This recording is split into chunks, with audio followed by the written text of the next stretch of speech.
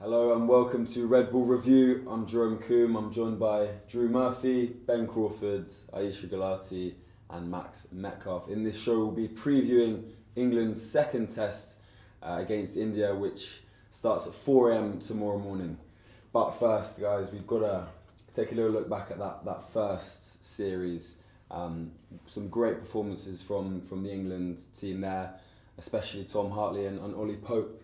We'll start with Ollie Pope. I mean, a sublime 196 from 278 deliveries to give the tourists a bit of hope going into the second innings and revive their chances.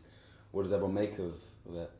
It was a great knock. I mean, he started off the first innings pretty ropey, and I think he got 1 off 11 balls. Looked pretty skittish, didn't really get into the game, and then edged it to slips.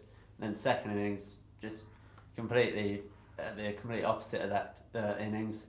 I mean, he played tremendously well, got to 100 without any issues, got dropped to 110 but made them pay, and got 196. Amazing to watch.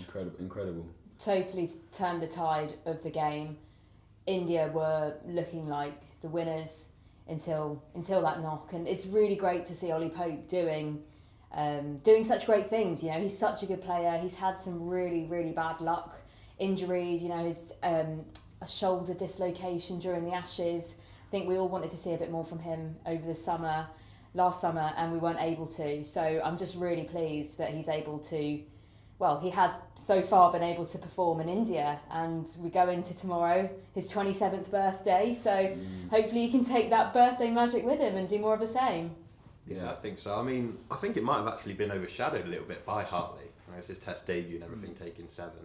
I still think it's amazing. And birthday boy, as you say, tomorrow. So I mean, an incredible knock. And as you say, it ultimately gave, Hartley that chance on his debut to kind of come through. I think it was 7 for just 62 in that second innings to guide England to victory.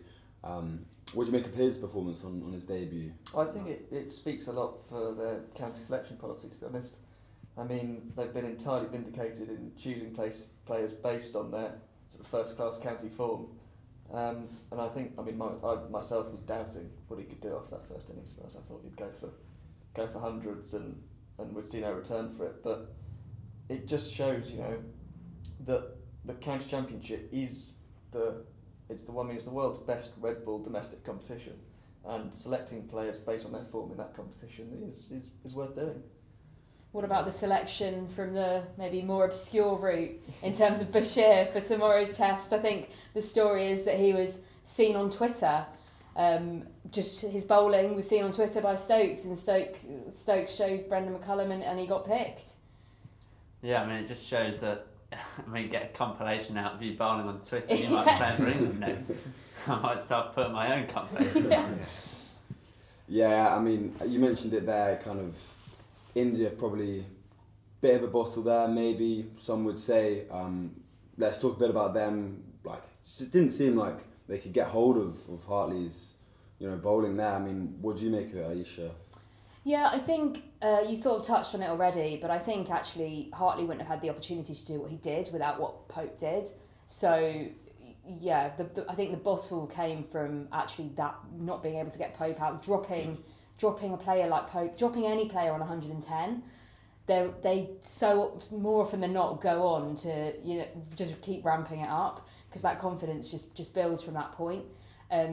India have shown before through many tournaments, through many series, that they do have this capacity to bottle it. But on another day, when they bring it, they bring it. I think my concern for India going forward isn't actually their bottle, but it's the loss of Ravi Jadeja, who is just an exceptional all-rounder, and KL Rahul as well, who, again, just the way he bats for India, the way he has batted over the years for India, he's just quite a consistent player normally. So, yeah, I think a case of bottle, a case of different players, who knows, but I think this series really could go either way. Yeah, I think Jadeja's the one for me. He is just ridiculous, and I know guys like Axar have looked really good, but I think it'll be such a big mess. Yeah, we'll come on to the injuries in a moment, but just coming back to that first knock from Pope. Because he was using the reverse sweep so well, and from an outside perspective, it just seemed as if they couldn't really, the Indian batsmen, they couldn't handle Hartley's. They couldn't really get a hold of it. What did you think? Well, I noticed that the Indian players didn't really seem to go for the sweeps at all, whereas the England players, that's all Duckett does, all Pope was doing, Crawley was doing it as well. But yeah, that's because in the first innings, I mean, they got 470 odd, and a lot of starts from the Indian players getting into the 80s, but weren't able to kick on where they were getting out, just slogging it about and getting caught in the boundary. So maybe if they adopt the sweep, they might attack us a bit more and get even more runs on the board. Then, I mean, not often they get 190 lead and you think, oh, maybe they should have got more. But this time, it really wasn't enough. Bazball though, right? Yeah, that sweep stinks of Bazball, and yeah, it's been used so well already, and yeah, more of the same, I'm guessing. Yeah, I do think it shook India a bit, to be honest. I think, especially when we got down to that final chase. I mean, I don't know about you, but even when we were 8 down with Ashwin at the crease, I mean, I didn't really believe. You know, there was still could so easily see him notching up 50 runs and just taking it away from us, and yet there were a couple of really uncharacteristically sort of rash shots played in those closing stages when you thought, I mean that's not the India we used to see. We used to them just being ruthless and taking it away. And yeah, I think they'll be better this time around. They'll learn from that, and yeah. And the way they were running as well at the end. I mean, Ben Stokes' run out was incredible. I don't want to take anything away from that, but there were a few really like touchy runs. You don't need to do that. The worst thing that was going to happen was that it would have gone into the next day. I think as a fan, you wanted to see a conclusion there. But as an India player, as an India team, you want to take your time with that. You need to restabilise. You've got players who can bat. And I just thought they just played it a bit too risky at those closing moments. And had they not done that, it could have been a totally different outcome. Yeah, and I think a run out is massive. Like the Ben Stokes getting Jadeja out, like there's huge lift for the players. I mean, as a bowler, you've not got that wicket, but you know that then, the fielding team's going to back you. You're going to attack them a lot more, and just everyone's a lot more up for it after it. I think that was what gave Jadeja the injury as well. Yeah, running too hard for that, trying to get in and didn't even get in, and he's got an injury, and yeah. Yeah, well, speaking of Jadeja and KL Rahul, we'll come back to them now. Looking ahead, how much of a problem do you think those two being ruled out is going to be for India going forward? But they're on the back foot now, they've got to step it up. How big is it going to be? Yeah, I think they've got a few options to replace them with. I think I've heard talk that they might go for a 4-spin attack with Bumrah as the 5th. I mean, that will follow that sort of almost copying what Bazball was trying to do, and where they were saying that they might go for an all-spin attack. But, I mean, it'll be interesting to see if anyone can fill Jadeja's shoes, because that would be a big ask to come in and do that. Yeah, I think with Rahul as well, I think he notched 80 some odd in the first innings, and, you just feel like losing those runs. And I don't know if Virat Kohli's back for this, I'm not 100% sure. So. But I think, again, if you're looking for runs, do those guys that are going to step in have the runs to take them over the line? Yeah, it's the experience as well. I think they're two such experienced, established players. They've been in the India team for so many years. They've played with the players for so many years, and actually bringing in new faces, fresh faces who maybe haven't been in that setup. And they play like all formats of the game as well. So yeah, I think it's going to be a real big loss. But I'm sure we'll come on to talk about it. I think England have a big loss in losing Jack Leach as well. Bashir coming in, total unknown identity. Yeah, well, let's move on then. Yeah, Jack Leach coming out. Brendan McCullum has confirmed that Shoaib Bashir will be making it straight into the squad. The 20-year-old Somerset off spinner to replace him. What do you think he's going to bring, Bashir? Well, it's going to bring something different. We haven't seen him. I don't think India have seen a lot of him. So, hopefully they haven't done their research enough, and he can, rip through them like Hartley did. Yeah. Yeah. Well, who says he can't? He's got nothing to lose, really, has he? Really? Yeah, his Twitter showreel, the audition tape clearly was good enough to get the attention of McCullum and Stokes. Yeah, it'd be really interesting to see him. I've seen people say he's a little bit unorthodox. He's very tall. People saying, he looks like a seamer, but he's actually a spin bowler. Like, very strange. So it'd be really interesting to see how he performs. Obviously, very young as well. sometimes you can come in fearless, or can the pressure get to you at such a young age? You just have no idea. Yeah, exciting prospect nonetheless. Yeah. Let's move on to the location now. So this test will be played in Visakhapatnam. India have only played 2 tests there in the past, but they've won both of them quite comfortably. First against England in 2016, and then again against South Africa in 2019. Drew, how is the stadium going to make a difference? How's the ground in that stadium going to make a difference? Well, India don't have a lot of experience there. The England game in 2016, that was helped by 167 from Virat Kohli. So without him this time, and the lack of middle order runs from Shubman Gill at the minute and Shreyas Iyer, India. I think if it's another spinning track, and the way Gill's been playing spin at the minute, I think we can really take it to them. And to get 2-0 on the board, that's huge. That'd be the fact that in 2021 we went 1-0 up and then lost it 3-1. If we can grab this one, it'd be amazing. It'd be massive. It's really interesting as well, the differences from what we saw in the 50 over World Cup last year, and we were talking about not got enough of a spin attack, and it's almost like now we're talking about putting only spin bowlers in. Yeah. It's so strange how those 2 formats sort of live in tandem, but it's such different strategies, I guess. I do think this represents a huge opportunity for England. I mean, if we are genuinely serious about winning the series, which no one really knows if we are or not yet, then facing India with their injuries and a place where they haven't played before, their injuries I think probably hurt them more than ours will us. If that makes sense. Yeah.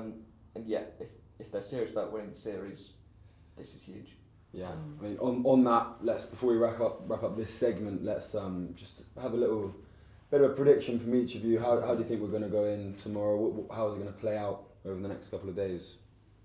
I think it's going to be another shaky start. I think the lack of experience in the bowling attack might show it a bit at the start. But I think just like it was in the last test, second innings, we're going to come back, and I think it's going to go all the way to the wire again, and hopefully England can take the win. Yeah, no, I agree. I think so. I'm looking at Rayan Ahmed. I think tomorrow. I really am. I really hope. He was good, but how young he is and everything, he looks like the real deal. And I think on that wicket, if it does degenerate and it just turns so dusty, who knows what he can do and who knows what the spinners can do.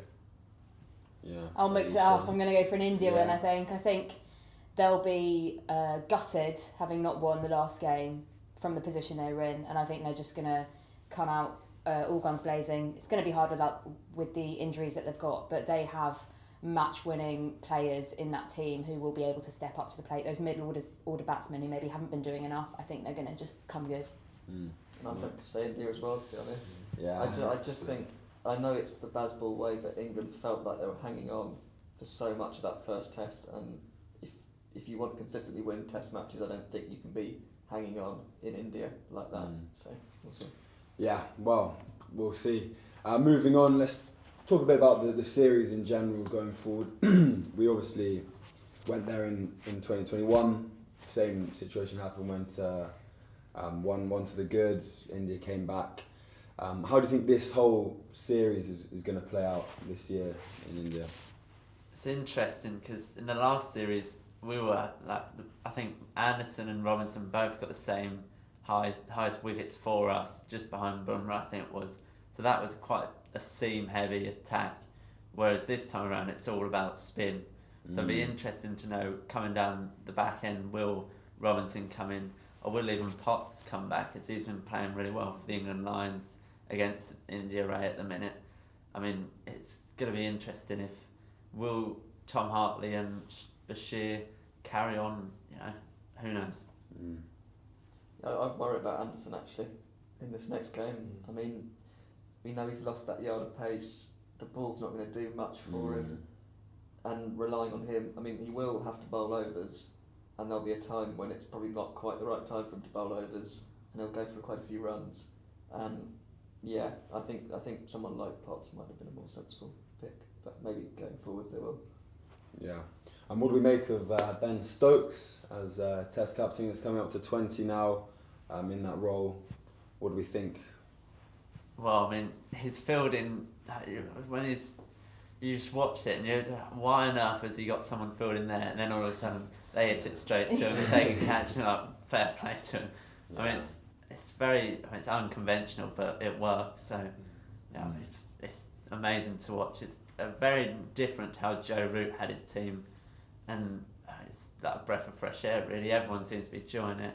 Everyone's just loving it. Yeah. Do you think the younger guys are kind of looking up to Ben Stokes in a way? He's got that leadership kind of presence. I mean, definitely. I mean, look at Tom Hartley. I mean, he kept throwing him the ball when he wasn't bowling that well, just to just give him that confidence. If he took him off, Hartley would have been just distraught, thinking his Test career's over, and then goes and takes 7 wickets in the next innings. I mean, I couldn't agree more. I think Stokes has that real belief in his players, and even when the fans don't, I think back to the Ashes, Stuart Broad was bowling not very well in that final Test, but I know there was the romantic element of it, of giving Stuart Broad the ball there as well, but he eventually ended up getting those crucial wickets, and it is that belief in the players that he has, but also he leads by example in every single area. The way he bats, the way he fields, just the passion is just always there. It's such a shame that he's lost this sort of all-rounder ability to his game in the fact that he can't bowl now. That is a real shame, and who knows if he ever will be able to. But he just gets picked through his captaincy alone. He's such a good player, just inspiring. And him and McCullum are clearly such a great duo. They speak quite openly about how they get on, how they question each other's decisions, and they've created this brand of Test cricket, which, it's fiery. Sometimes it works, sometimes it doesn't. But the thing it has definitely done is reignited Test cricket and the passion for Test cricket for the fans, and that in itself is worth its weight in gold. And performances like that on Sunday obviously help with that, definitely. I do think he might have been having a very tentative bowl yesterday.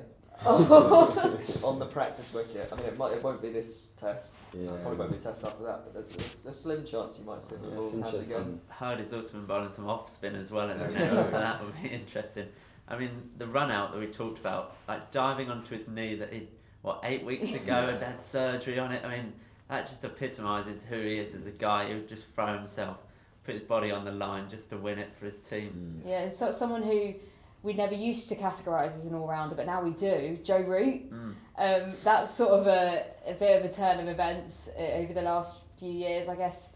If you look back to how he used to be used as a bowler, it was just the odd over here and there, and actually for him to become such a crucial part of England's spin attack is a bit crazy, to be honest. And having, I think he's gone up to number 4 in the all-rounder rankings. It's like, wow, you could never have predicted that a few years ago. Yeah. Well, just to finish off then on Bazball then, what do we all think of it? Are we enjoying Bazball so far? You can't not like Bazball. Yeah. I think the way that we were before it came in, and then Brendan McCullum gets announced, and you sort of think, I don't know about this. Instantly, I mean, we chased down 300 against New Zealand back to back. I mean, it's just been a roller coaster ride ever since they've come in, and it's just every single player that comes through the door just looks like they're having so much fun. You just want to be a part of it. Yeah. I think just Test cricket in general. We saw West Indies beat Australia the other day. It just feels like a really great time for Test cricket, and Bazball is definitely a part of that. Yeah, exciting times indeed. Thank you all for joining me. Make sure to watch all the coverage unfold tomorrow from 4 a.m. But we'll certainly be watching. See you.